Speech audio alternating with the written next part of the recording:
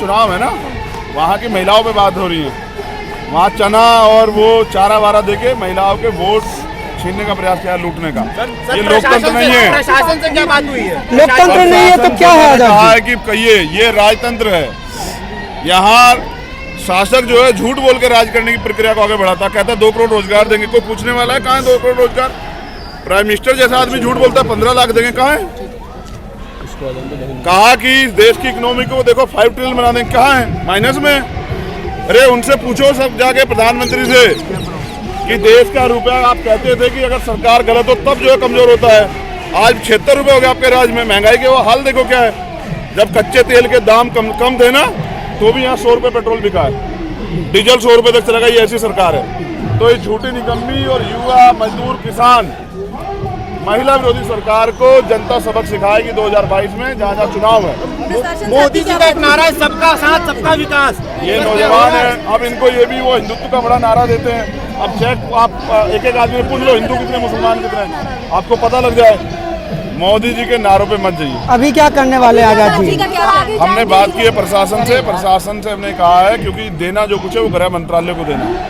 हम अगर गृह मंत्री होते तो इन सबको नियुक्ति लेटर दे दिए होते अभी, और इनको बिठा के बस में भिजवाते घर की, जाओ भाई अपने घर पहुंचो, जाके फिर अपना जो है परिवार से मिलकर नियुक्ति लेने जाना, ज्वाइन करना। लेकिन हम गृह मंत्री नहीं है ना प्राइम मिनिस्टर हैं।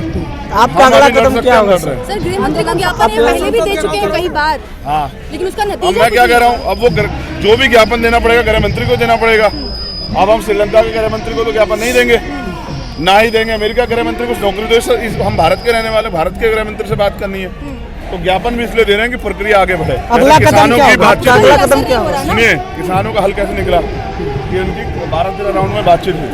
हम ये चाहते हैं कि इनकी मांगों पे बातचीत हो और इनका हल निकले।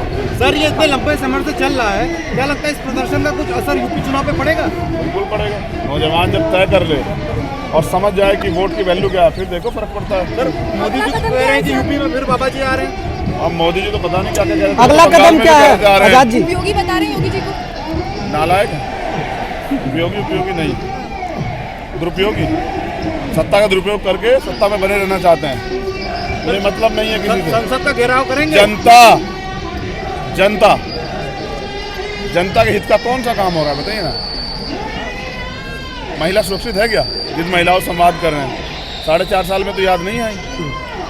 मैं समझ रहा हूँ कि यूपी चुनाव की वजह से सरकार ने किसान कानून वापस लिए हैं और अब SSC GD के बच्चों को भी अधिकार देने पड़ेंगे। हम इसको वोट से जोड़ने का काम करेंगे इस आंदोलन को। जहाँ भी आंदोलन होता है मुझे क्या सबको बताओ,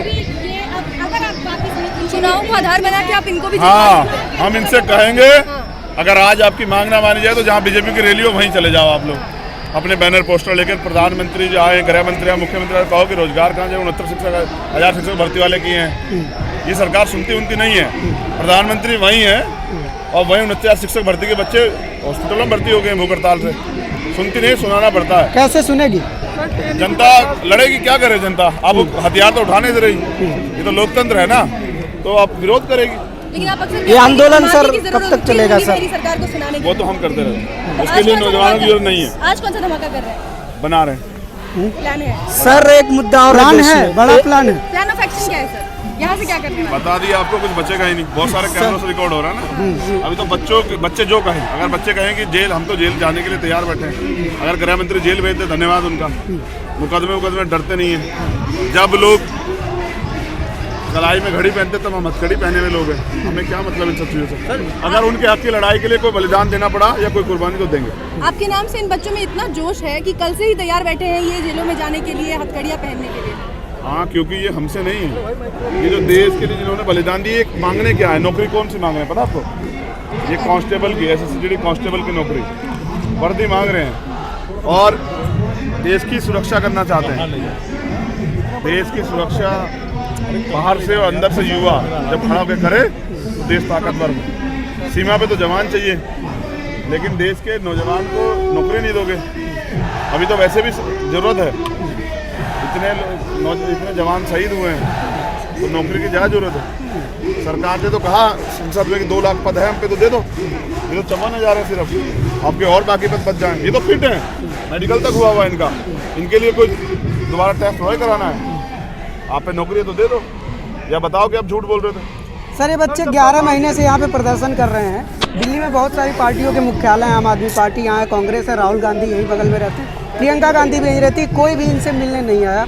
आप आए हैं यूपी से, तो क्या अब इन युवाओं की लड़ाई को आप आगे तक ले जाएंगे? हम तो यहीं दिल्ली पे घुटना टेक लिए। हमारे महापुरुष बाबा साहब अम्बेडकर काशीराम का इसी दिल्ली पे कब्जा करना यहीं। आज तो दिल्ली की टीम बुलाई है, यूपी की टीम बुला देते तो जंतर मंतर चौक हो जाए।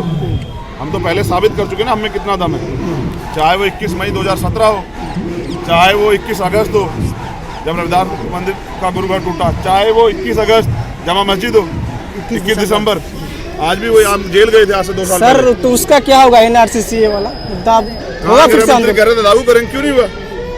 तो फिर से आंदोलन चलेगा सर? खड़े हो जाए ना, तो जैसे किसानों का हल निकले उनका भी हल निकल जाए।